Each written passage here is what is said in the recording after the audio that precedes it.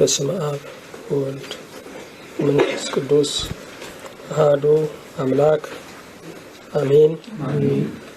እንደምን አደራችሁ? ቸርነቱ ብዙ የሆነ በምህረቱ ብዛት የሰበሰበን እግዚአብሔር ስሙ የተመሰገነ ይሁን። አሜን። በእግዚአብሔር ቸርነት የትምህርታችን ርዕስ የተራራው ስብከት የሚል ነው። እግዚአብሔርን አጋዥ አድርገን የሁለተኛውን ቀን ትምህርታችንን እንቀጥላለን።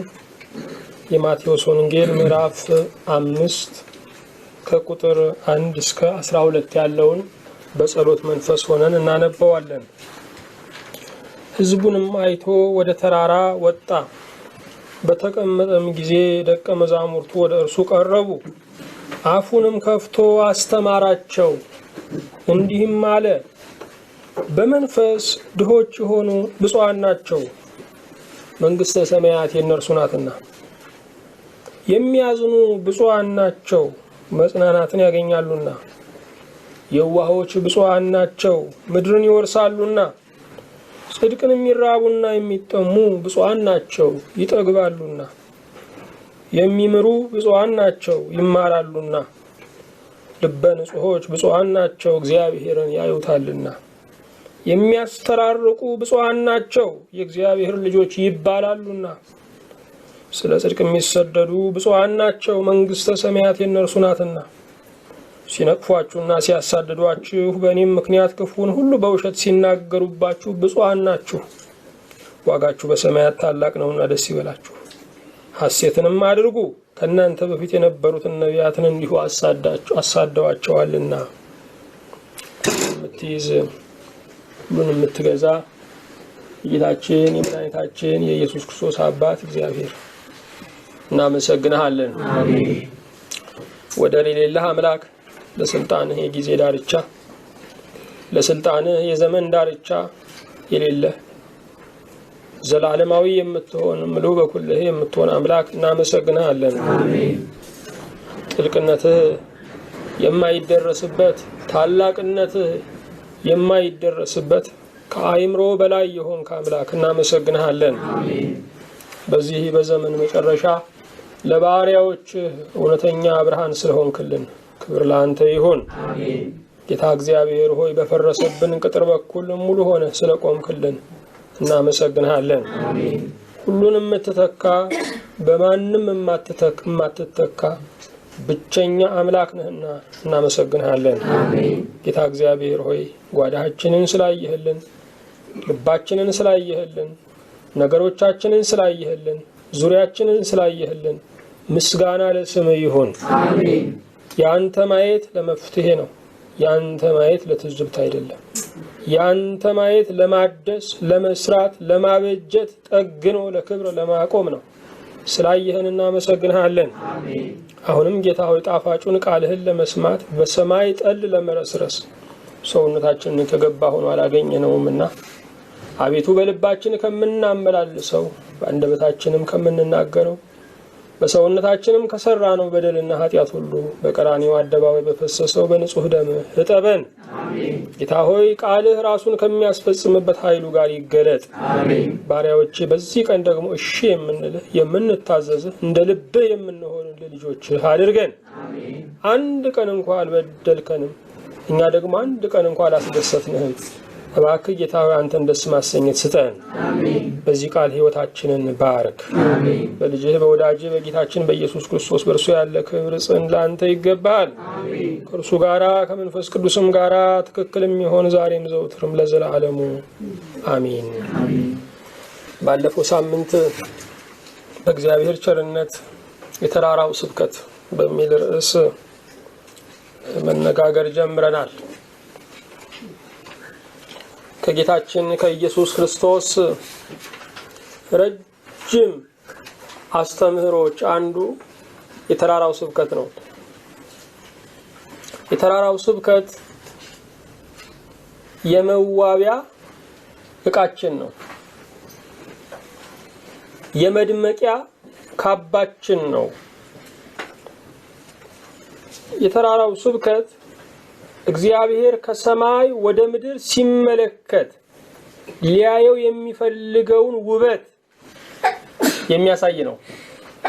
እግዚአብሔር ከሰማይ ወደ ምድር ሲመለከት በሰው ልጆች ላይ ሊያየው የሚፈልገውን መንፈሳዊ ውበት የሚያስስ ነው። ይልቁንም እግዚአብሔር ጉዳዩ ከልብ ጋር ነው። እግዚአብሔር ጉዳዩ ከልብ ጋር ነው። እሱ ልብን ያያል ተብሎ ተጽፏል። እሱ የልብ አምላክ ነው ተብሎ ተጽፏል።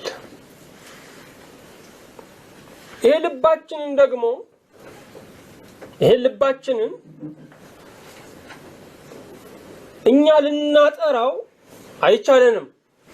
የእግዚአብሔር ቃል ግን ልብን ያጠራል። መንፈስ ቅዱስ ልብን ያጠራል። የክርስቶስ ደም ልብን ያጠራል። እውነተኛ ንስሐ ልብን ያጠራል።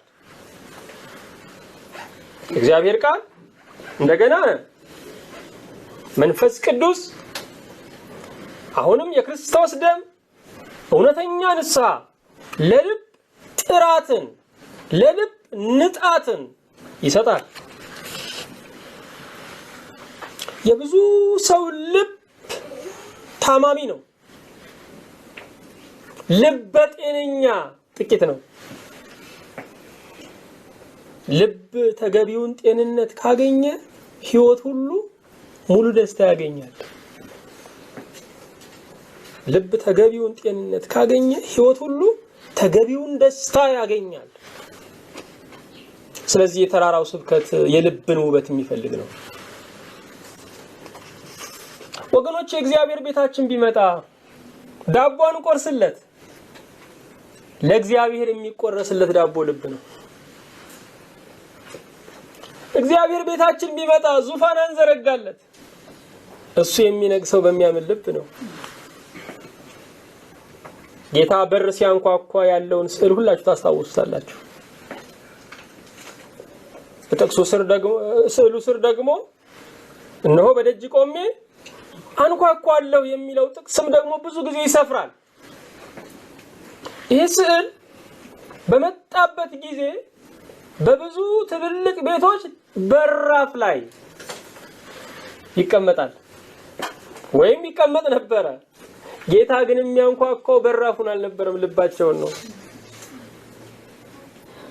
ለዚህ ነው ሰዎች ቤታቸውን ይለቃሉ፣ ልባቸውን አይለቁለትም። የኔ የሆነ ሁሉ የሱ ነው ይላሉ፣ ራሳቸው ግን የሱ አይደለም። ራሳቸው የሱ ካልሆነ ደግሞ በምንም መንገድ የነሱ የሆነ ሁሉ የጌታ አይደለም። ራሳቸው የሱ ካልሆነ የነሱ የሆነ ሁሉ በምንም መንገድ የጌታ አይደለም። ባጭር ቋንቋ እግዚአብሔር ልብ ያልቀደመበትን ስጦታ ይጠየፋል። አንዳንድ ነገሮችን እናደርጋቸዋለን፣ ልቡ ጥሩ ስላልሆነ እግዚአብሔር አይደሰትም። አንዳንድ ነገሮችን አናደርጋቸውም፣ ልባችን ግን እንደተቀጣጠለ ነው። እግዚአብሔር ያንን ያነበዋል። ሐሳብ ከሁለት አይቆጠርም ነው የሚባለው አይደለ? በሰው ዓለም ነው። እግዚአብሔር ዋጋ ይሰጣል፣ ለሐሳባችንም ዋጋ ይሰጣል። የልባቸውን ምኞት አደመጠ ተብሎ ተጽፏል። የልብን ምኞት እግዚአብሔር ያዳምጣል። ስለዚህ የተራራው ስብከት የልብን ስጦታ፣ የልብን ሀብት፣ የልብን ገጸ በረከት የሚፈልግ ነው። ባለፈው ጊዜ በተራራ ስብከት ውስጥ ያሉትን ሁኑ፣ ናችሁ፣ ብለጡ ወይም ብልጫ የሚሉ ቃሎችን በሚገባ ተንትነን አይተናል። የተራራው ስብከት የተሰበከው ለማን ነው አይደል? ለደቀ መዛሙርት ነው። ዓለም ሁሉ የሚፈጽመው አይደለም፣ የደቀ መዛሙርት ኑሮ ነው። ስለዚህ ደቀ መዝሙር ማለት ምን ማለት ነው የሚለውን ባለፈው ጊዜ አየን። ደቀ መዝሙር 4 መርሆችን መከተል እንዳለበትም ባለፈው ጊዜ አይተናል። መተው፣ መስቀል መሸከም፣ መከተል፣ ራስን መካድ። እነኚህን አራት ነገሮች አይተናል። ጥሩ። በተራራው ስብከት ውስጥ የሚጠበቀው ፍጻሜ ምንድነው? መደምደሚያው ምንድነው? የነጠረው ውበት ምንድነው? የነጠረው ወለላ ምንድነው? ይሄንን ነው ቀጥሎ የምናየው። ሶስት ነገሮችን እናያለን። የመጀመሪያው የምናየው ውስጣዊ ለውጥን ነው። ውስጣዊ ለውጥን። ለውጥ ውስጣዊ ካልሆነ መሰረት የለውም። ለውጥ ውስጣዊ ካልሆነ ምን የለውም? መሰረት የለውም። ለዚህ ነው ከፎቅ እድገቶች ያስተሳሰብ እድገቶች በጣም የሚያስፈልጉት። ለምን ስንል የተለወጡ አገሮችን ያልተለወጡ ሰዎች ሲያፈርሷቸው እያየን ነው። የተለወጡ ሰዎች ግን ያልተለወጠውን አገር ይለውጣሉ። የአስተሳሰብ ለውጥ ሊመጣ የሚችለው በመንፈሳዊ መንገድ ብቻ ነው። ወገኖቼ በውስጣችን የኛ ያልሆነና እኛ የማናዘው ኃይል አለ። አስተሳሰባችን። ስለዚህ ከተፈጥሮ በላይ የሆነ ኃይል ያስፈልጋል ማለት ነው። ከተፈጥሮ በላይ የሆነው ኃይልና አስተሳሰባችንን የሚገዛ መንፈስ ቅዱስ ነው። መንፈስ ቅዱስ ነው። ሁላችሁም እንደምታውቁት መንፈስ ቅዱስ የውበት ሰራተኛ ነው። በመንፈሱ ሰማያት ውበትን አገኙ ይላል። በመንፈሱ ሰማያት ውበትን አገኙ ይላል። በወልድ የተከናወነውን ዓለም ያደራጀው መልክ የሰጠው ውበትን ያላበሰው ማን ነው? መንፈስ ቅዱስ ነው። በክርስቶስ የዳነውንም ሕይወት በቅድስና የሚያሽሞነሙነው መንፈስ ቅዱስ ነው። መንፈስ ቅዱስ ግን ከስሙ ጀምሮ እስከ ተግባሩ ድረስ የተረዳ ነው አይመስልም። ክርስትና ያለ መንፈስ ቅዱስ ከባድ ነው። ክርስትና ያለ መንፈስ ቅዱስ የማይነቃነቅ ተራራን ዕለት ሲገፉ መኖር ነው። ጌታችን ኢየሱስ ክርስቶስ ወደዚህ ዓለም ሲሄድ እንኳን ደቀ መዛሙርቱን አደራ ትቶ የሄደው ለአስተሳሰባቸው አይደለም። ጌታን በትክክል የሚተካው ጌታ የሆነ መንፈስ ቅዱስ ነው።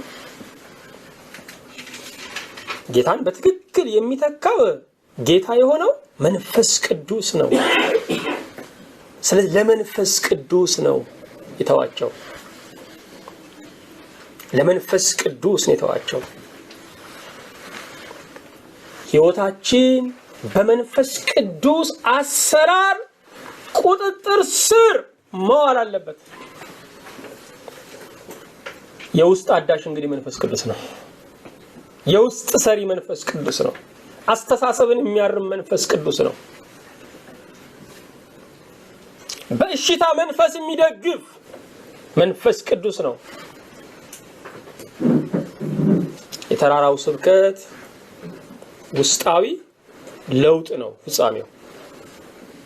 ውስጣዊ ለውጥ ደግሞ የሚመጣው በማን ነው? በመንፈስ ቅዱስ ነው። ወገኖቼ መንፈስ ቅዱስን የምንቀበለው በክርስቶስ ባመንን ጊዜ ነው። ኃይሉን ግን የምንሞላው ዕለት ነው። መንፈስ ቅዱስን የምንቀበለው በክርስቶስ ባመንን ጊዜ ነው። ኃይሉን ግን የምንሞላው ዕለት ነው። መሞላት ምንድነው? በወይን ጠጅ አትስከሩ፣ መንፈስ ቅዱስ ይሙላባችሁ። ኤፌሶን 5:20 ላይ የምናነበው ነው። በወይን ጠጅ አትስከሩ፣ መንፈስ ቅዱስ ይሙላባችሁ። ለምንድነው ከወይን ጠጅ ጋር መንፈስ ቅዱስ አብሮ የተጠቀሰው? ሰው ወይን ጠጅን በጠጣ ጊዜ በወይን ጠጁ ቁጥጥር ስር ሆኖ የሚደረገውን ያደርጋል። ራሱን መግዛት ራሱን ማዘዝ አይችልም። መንፈስ ቅዱስ ሲሞላብን ደግሞ በመንፈስ ቅዱስ ሐሳብና አሰራር ፈቃድ መሰረት እንሆናለን። ስለዚህ መንፈስ ቅዱስን መሞላት ማለት ሙሉ በሙሉ በመንፈስ ቅዱስ ቁጥጥርና ፈቃድ ስር መዋል ማለት ነው። አዎ የተራራው ስብከት ውስጣዊ ለውጥን ይፈልጋል። ውስጣዊ ለውጥ ደግሞ ያለ መንፈስ ቅዱስ የሚሆን ነገር አይደለም። መንፈስ ቅዱስ ሆይ ሕይወቴን ተቆጣጠር። መንፈስ ቅዱስ ሆይ በከፍታና በዝቅታ ውስጥ ሳልፍ ጌታ የነገረኝን ቃል አስታውሰኝ፣ እያስታወስክ አጽናኝ፣ እያስታወስክ አጽናናኝ ማለት ይገባል። ዓለምን ስለ ኃጢአት ይወቅሳል የተባለው ማን ነው? መንፈስ ቅዱስ ነው። ንስሐ እንድንገባ እንኳን የሚረዳን እሱ ነው።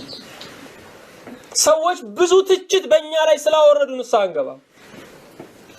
መንፈስ ቅዱስ በፍቅር ያለ ድምጽ ሲናገረን የዚያን ጊዜ ለንስሐ እንበቃለን። ለምንድን ነው ስንል መንፈስ ቅዱስ መፍትሄውን አስቀድሞ ነው ችግሩን የሚነግረን። ሰዎች ደግሞ ችግሩን ስለሚያስቀድሙ መፍትሄው ሩቅ ይሆናል።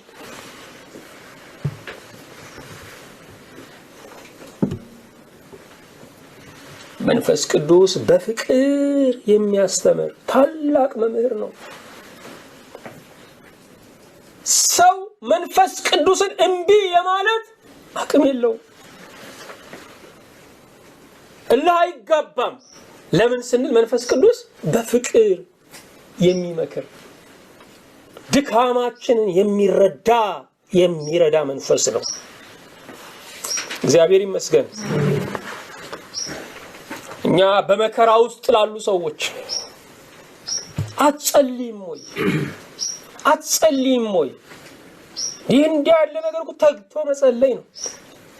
ጾም ጸሎትም አንዳንድ ያስፈልገዋል። ብዙ ነው የምንለው፣ በጣም ብዙ ነው የምንለው ወገኖቼ። እንዴት ደስ ይላል አስተያየት መስጠት። ባሻገር ሆኖ መተቸት በጣም ቀላል ነገር ነው ወገኖቼ። ሲኖሩት ግን ከባድ ነው። በመከራ ውስጥ ያለ ሰው መጸለይ እንኳን የማይችልበት ሰዓት አለ። ቃል ከአፉ የሚጠፋበት፣ ልቡ ጉልበቱ የሚዝልበት ሰዓት አለ። የዚያን ጊዜ መንፈስ ቅዱስ የእሱን ጸሎት ተክቶ ይቆማል። ይህንን ነው የሚነግረን የሮሜ መልእክት ሮሜ 8 ቁጥር 26 ላይ እንዲሁ ደግሞ መንፈስ ድካማችንን ያግዛል፣ እንዴት እንድንጸልይ እንዲገባን አናውቅምና፣ ነገር ግን መንፈስ ራሱ በማይነገር መቃተት ይማልድልናል። ልብንም የሚመረምረው የመንፈስ ሐሳብ ምን እንደሆነ ያውቃል፣ እንደ እግዚአብሔር ፈቃድ ስለ ቅዱሳን ይማልዳልና። ይሄ በመከራ ወቅት ነው ወገኖች። መጸለይ የማንችልባቸው የሐዘን ዘመኖች ይከሰታሉ። የስብራት ዘመኖች ይከሰታሉ።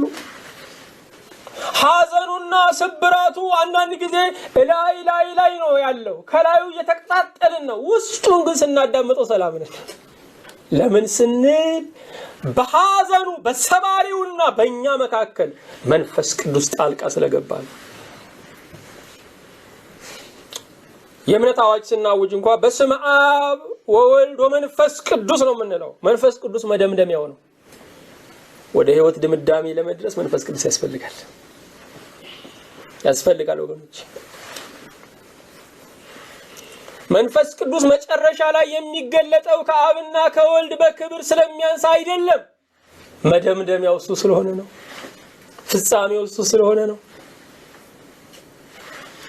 መደምደሚያው እሱ ስለሆነ ወደ መጀመሪያው ወደ አብ ለመድረስም ወደ ወልድ ለመድረስም መንፈስ ቅዱስ አስፈላጊ ነው።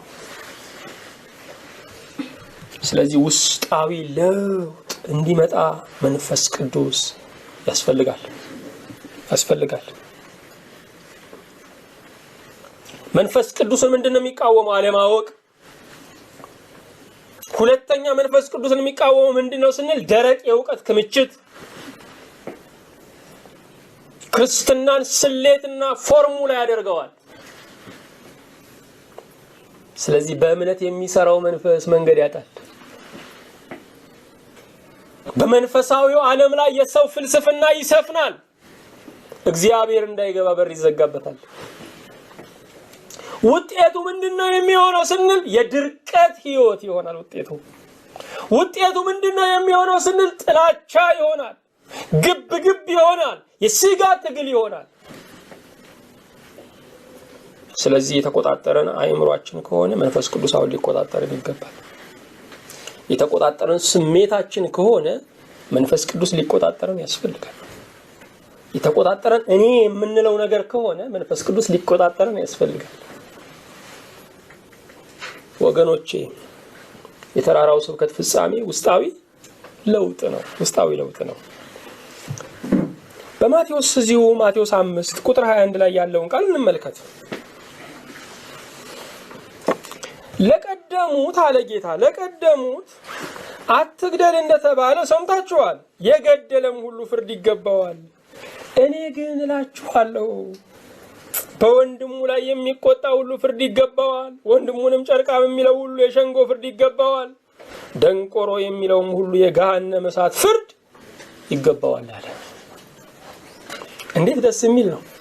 ነቢያት ሁሉ የሰራዊት ጌታ እግዚአብሔር እንዲህ ይላል አሉ። እሱ ግን እኔ ግን እላችኋለሁ። ልብ አድርጉ፣ እሱ የመልእክቱ ባለቤት ነው። እኔ ግን እላችኋለሁ ለቀደሙት ምን ማለት ነው? ለመጀመሪያ ደረጃ ተማሪዎች ለነበሩት ለብሉይ ኪዳን አማኞች፣ ለቀደሙት በሕግ አገዛዝ ስር ለነበሩት ለብሉይ ኪዳን አማኞች አትግደል ተብሎ ነበር አለ። አሁን ግን ነው እኔ ግን ለምን በጸጋው ዘመን የሚረዳው መንፈስ ቅዱስ ባለበት ዘመን፣ የደም ዋጋ በተከፈለበት ዘመን፣ መስዋዕትነት በተፈጸመበት ዘመን፣ እግዚአብሔር በረካበት ዘመን እኔ ግን።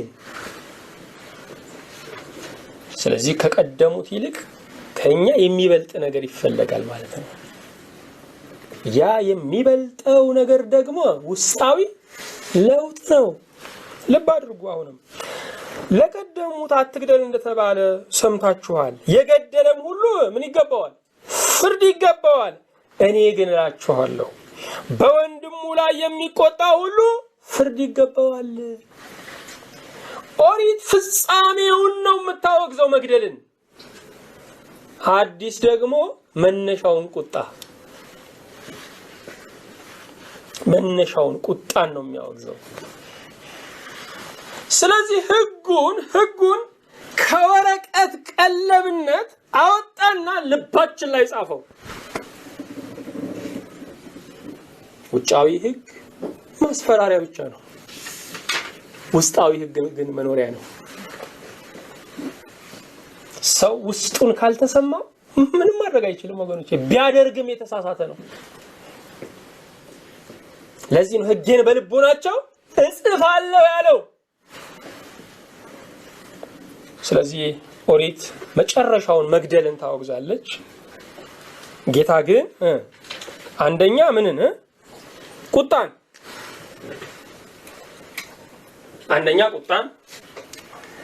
ሁለተኛ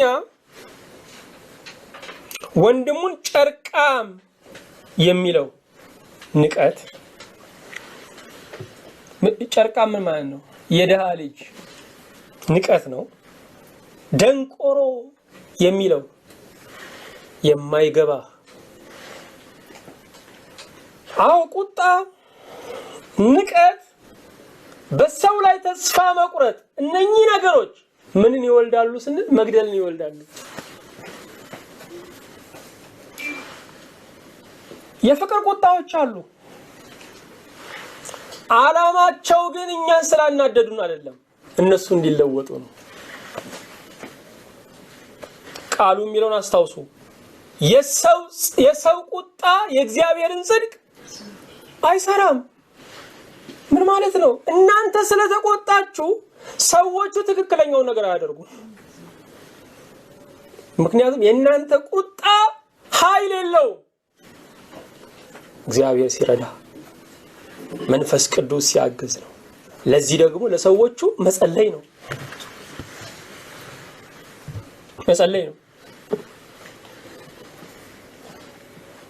ጌታ ደቀ መዛሙርቱን እንኳን ሐዋርያት ብሎ ሲሰይም ሌሊቱን ሙሉ ሲጸልይ አድሮ ነው። እንኳን መኖርን የሚመለከት ነገር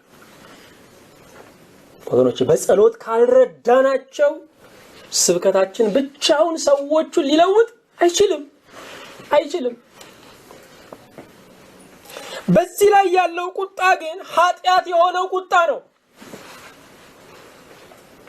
ኃይለኝነት፣ ቁጠኝነት፣ የሥጋ ባህሪ፣ አትንኩኝ ባይነት እንደተቀባበለ መሳሪያ ሁሉ ጊዜ እሳት ጎርሶ መጠበቅ፣ በትንሽ ነገር መባረቅ፣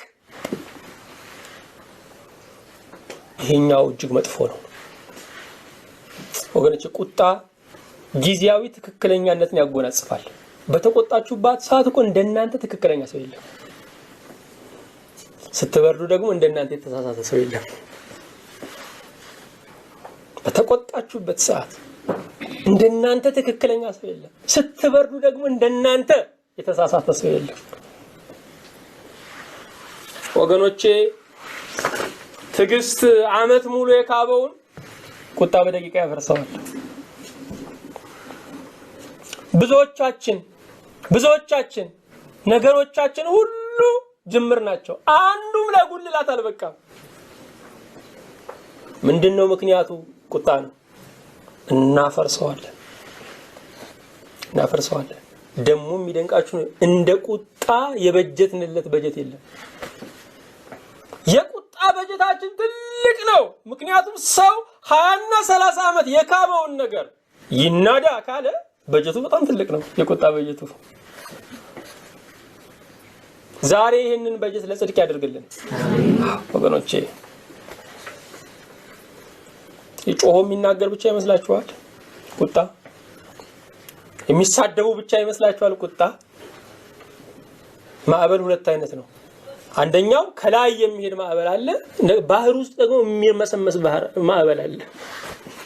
ያንዳንዱ ቁጣ ውስጡን ነው የሚታወቀው። አንዳንዱ ከላይ ነው። ቁጣ ብዙዎችን ለመግደል አብቅቷቸዋል። ዛሬ በጣም ከበዙ ወንጀሎች አንዱ ሰው መግደል ነው ወገኖቼ። በየእስር ቤቱ ብትሄዱ አብዛኛው ወንጀለኛ ከመግደል ጋር የተያያዘ ነው ወገኖቼ። በማግስቱ ነው መጸጸት የሚጀምረው። ምን ነው ባለፍኩት፣ ምን ነው በተውኩት፣ ምን ነው ገሌ ይዞኝ በሄደ ነው ለዛን ቀን። ቁጣ ጊዜያዊ ትክክለኛነት ነው።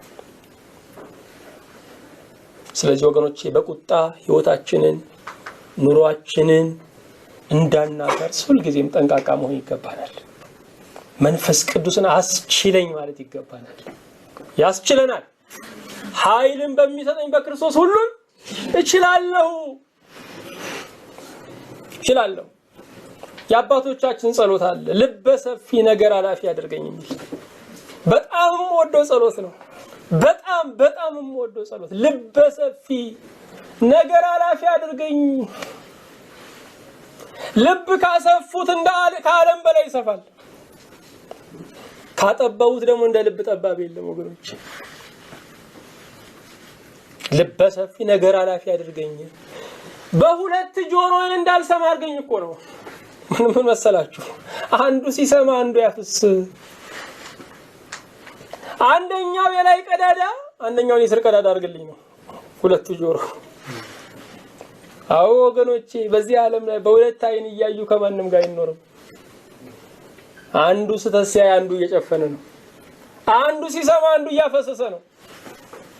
ያንን ለመኖር ግን የመንፈስ ቅዱስ ጥበብ ያስፈልጋል።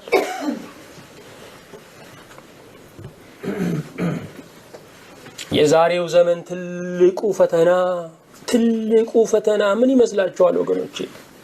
እኛ የምንጠቃቅሳቸው ፈተናዎች አሉ አይደለም። ትልቁ ፈተናችን ትዕግስት ማጣት ነው። በየቀኑ ቶሎ ቶሎ ስራ ላይ የሚውሉ ቃሎቻችን በቃ የሚሉ ናቸው። እግዚአብሔር ይርዳን። አሜን። በአሜሪካን ሀገር ከ3 ትዳር 2 ትዳር ይፈርሳል። በእንግሊዝ ሀገር ከ3 ትዳር 1 ትዳር ይፈርሳል። ምንድነው ምክንያቱ? ቁጣ ነው። አብዛኛው ትዕግስት ማጣት ነው። በጣም ስንወድም መልአክ ነው ማለት፣ በጣም ስንጠላም ሰይጣን ነው ማለት ጥሩ አይደለም። ሰውን ሰው ብቻ ማለት እንዴት ጥሩ ነው? እሱ ነው የሚያኖረው ወገኖቼ። የመጀመሪያውም ቅጥ የለው የኋላውም ቅጥ የለው። እንደዚህ ያለው ሚዛን የሚሰጥ መንፈስ ቅዱስ ነው። ትክክሉን የሚያሳይ መንፈስ ቅዱስ ነው። እግዚአብሔር የሚራራልን ሰው እንደሆነን በቃ ስለሚያውቅ ነው። ሰው ነን።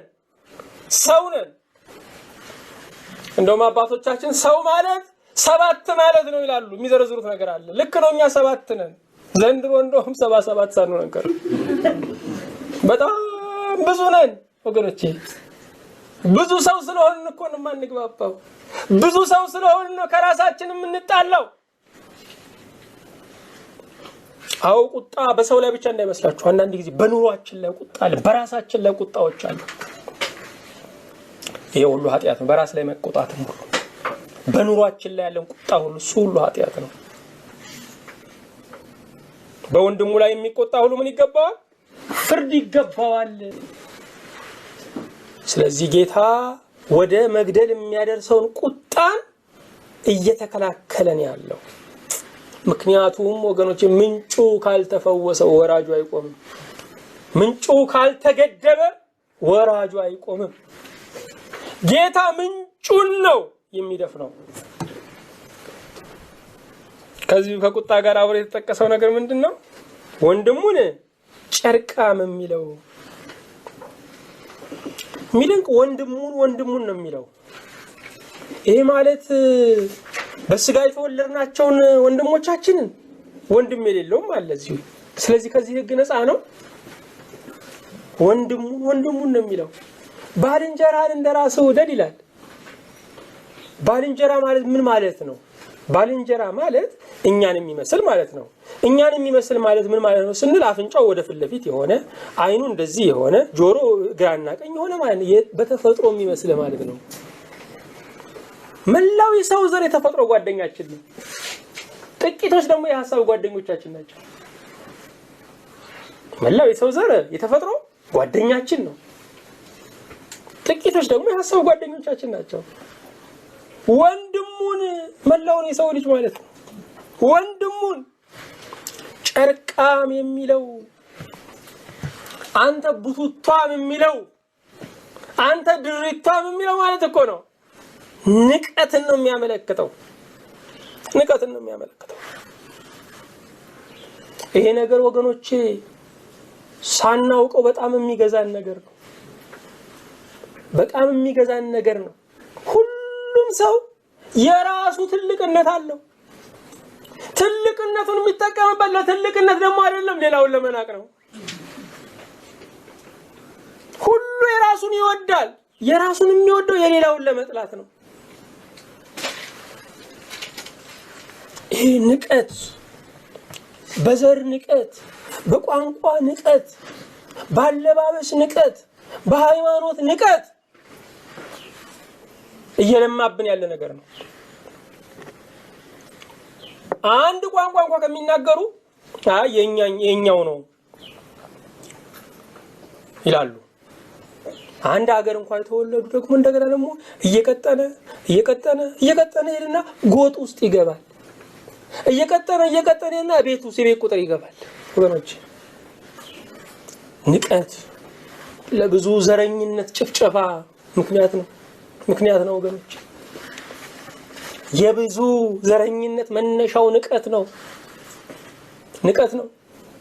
ብዙ ሲጨፈጭፉ የነበሩ ሚሊዮኖችን የፈጁ እኮ ምድርን ማጽዳት አለብን ብለው እኮ ነው። ማጽዳት አለብን። በጀርመኖቹ የደረሰው በእስራኤል ላይ የወረደው 6 ሚሊዮን አይሁዶች በመርዝ ጋዝ የተፈጁት የህፃን ልጆቻቸው ሞራ ሳይቀር ሳሙና የተሰራበት በንቀት በዘረኝነት ነው። ዛሬ ዘመን ሰልጥኗል፣ ይሄ አይደገምም የምትሉ ከሆነ ይሄ አስተሳሰብ ዛሬ በጣም እያየለን ያለው በመላ ዓለም። ምክንያቱም የአውሬው መንፈስ ስለሆነ አውሬውም በነገድ በቋንቋ በወገን ላይ ስልጣን ተሰጠው ይላል፣ ይለያያል ማለት ነው። ንቀት ወገኖች፣ በድህነት የተጋቡ ሰዎች ሀብት ሲገኝ ለምን የሚለያዩት? ንቀት እኮ ነው። ሚስቱን ባያት ቁጥር ያ የችግር ቀን መስላት ትታየዋለች። እሷ ኑሮዋን ለማሸነፍ ልጆቿን ለማሳደግ ደፋ ቀና ስትል ስትጠቁር ስትከሳ እንደ ደጆቹ ዋና ስራቸው ማጌጥ እንደሆነው እንደ ደጆቹ ማጌጥ ሲያቅታት ይንቃል። ወገኖቼ ጊዜ ቢሰጣትስ ኖሮ እረፊ ቢላትስ ኖሮ ቢያለብሳት ኖሮ እኮ እንደነኛ ታምራለች። በድህነት የጀመሩ በድህነት ተፋቅረው በብልጥግና የሚለያዩ በበረከታቸው ዘመን እግዚአብሔርን የሚያሳዝኑ በምስጋናው ቀን የሚያዝኑ ችግራቸው ንቀት ነው ወገኖች። ይሄ ገንዘብ የሚለው ቃል ጠበቅ ስታደርጉት ገንዘብ ነው። እኛ አሁን በልሉ ነው የምንለምነው፣ በጥብቁም ለምኑት። ጌታዊ ገንዘብ ስጠኝ ብቻ ሳይሆን ገንዘብ ስጠኝ። አለበዛ ክፉ ነገር ነው፣ በጣም ክፉ ነገር ነው። እናትና ልጅን የሚለይ ነገር ነው። አንድ አካል የሆኑት ባልና ሚስት የሚለይ ነገር እኮ ነው። በቤተ ክርስቲያን ሁሉ እኮ ያለ ይሄ እኮ ነው። ገንዘብ ጠፋ እንጂ ነፍስ ጠፋ የሚል ሰምቼ አላውቅም እስከ ዛሬ። የለም፣ ነፍስን ያስናቀ ጉዳይ ነው። ስለ ነፍስ ዋጋ እንዳንሰጥ የሚያደርገን ነገር ነው።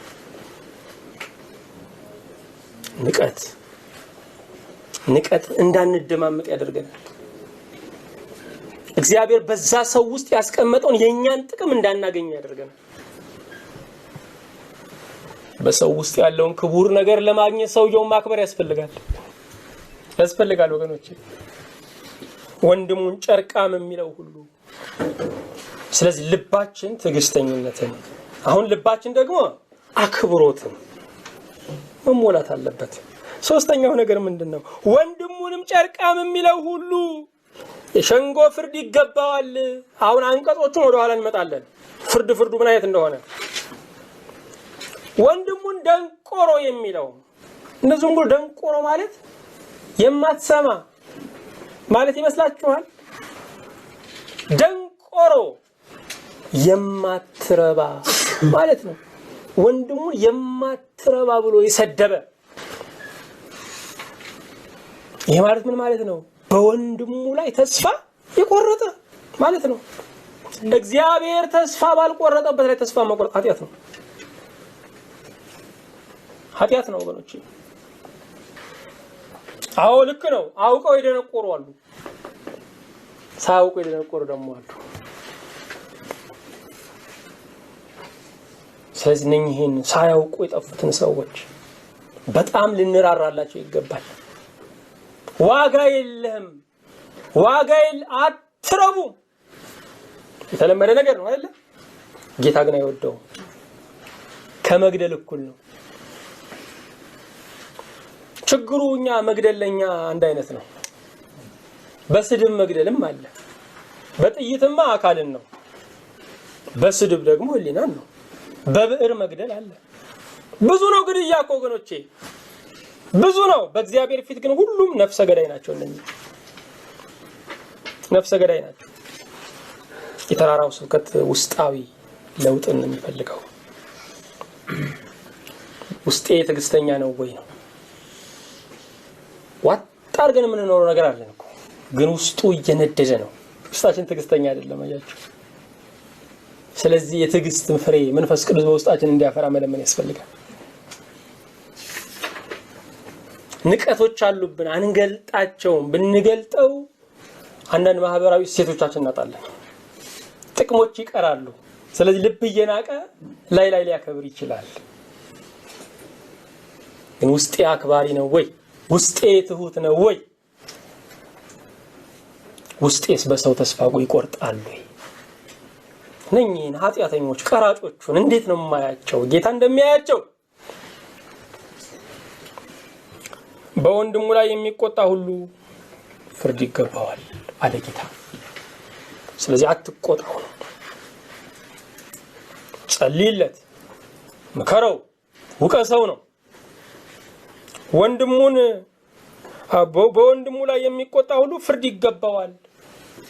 አንዳንድ ጊዜ ቁጣዎቻችን በራሳቸው ምን አላቸው? ፍርድ አላቸው። ብይን ነው የምንሰጠው። የፈረድንበትን ነገር እንደግመዋለን ወገኖቼ። በዚህ ዓለም ላይ የፈረዱት ነገር የሳቁበት ነገር ሰው ሳይደግመው አያልፍም። በጣም ከባድ ነው። እግዚአብሔር በሰፈርክበት ይሰፈርልሃል ነው የሚለው።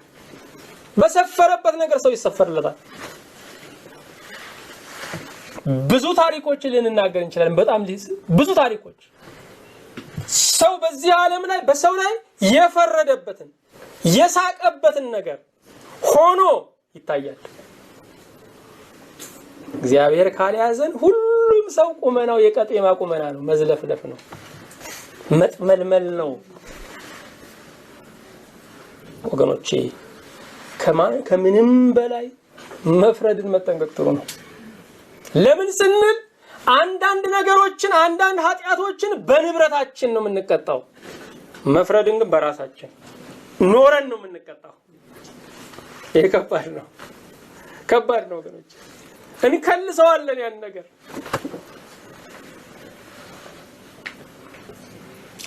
እኛ ከሌሎቹ ለየት የሚያደርገን እግዚአብሔር የረዳን ኃጢአተኞች መሆናችን ብቻ ነው እንጂ ኃጢአተኛ ለመሆናችን አይደለም። እኛ ከሌሎቹ ለየት የሚያደርገን እግዚአብሔር የረዳን ኃጢአተኞች መሆናችን ብቻ ነው።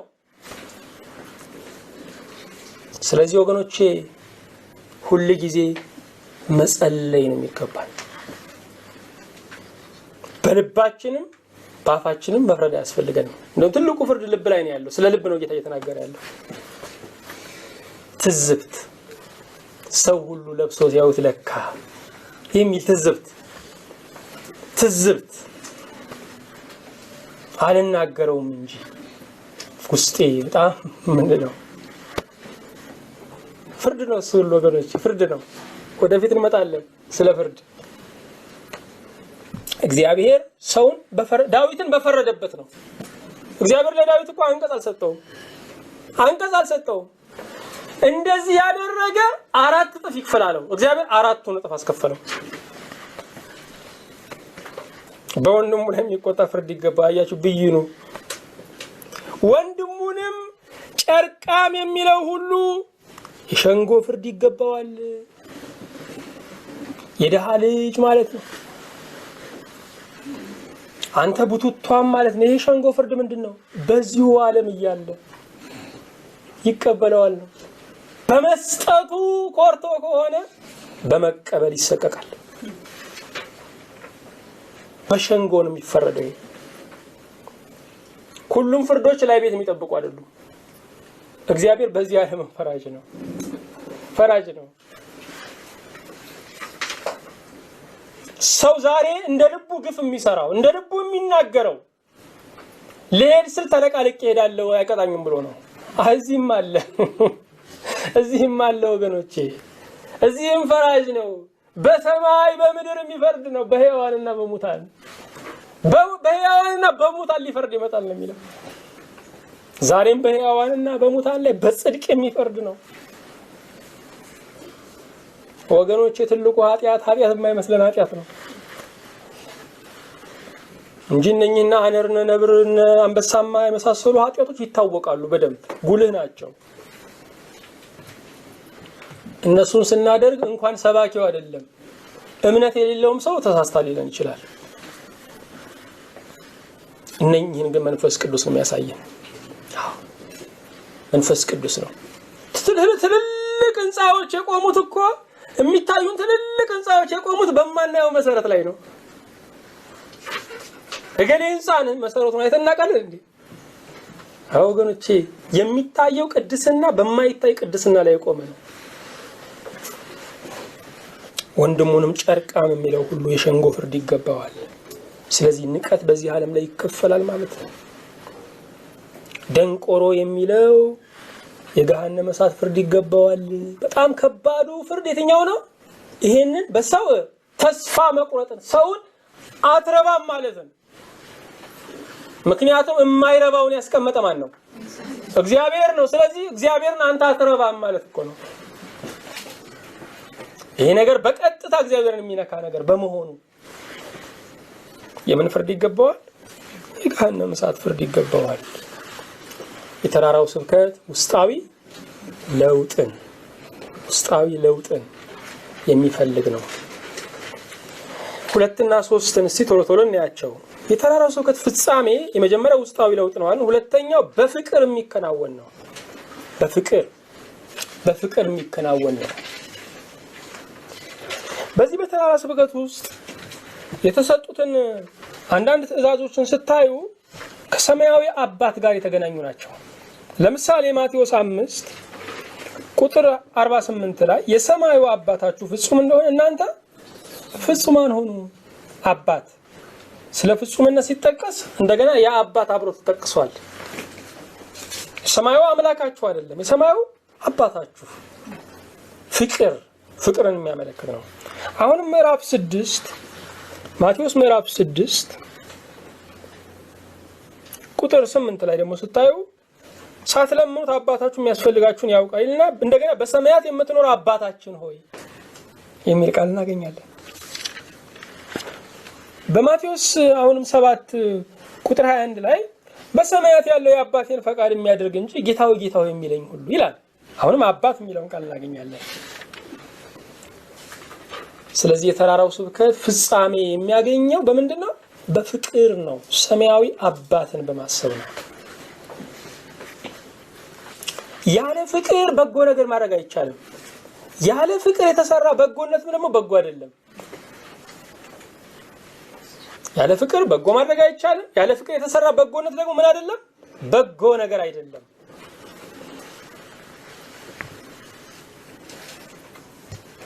ስለዚህ የትምህርቱ ፍጻሜ የተራራው ስብከት የትምህርቱ ፍጻሜ በፍቅር ምን የሚል ነው? የሚከናወን ነው። ሶስተኛ ሰጪው የሚፈልገውን አይነት ሰው የሚገልጥ ነው። እግዚአብሔር ማለት ነው። እግዚአብሔር የሚፈልገውን አይነት ሰው የሚገልጥ ነው። እኛ መሆን የምንፈልገው ነገር አለ። ሰዎች እንድንሆን የሚፈልጉት ነገር አለ። እግዚአብሔር እንድንሆን የሚፈልገው ነገር አለ።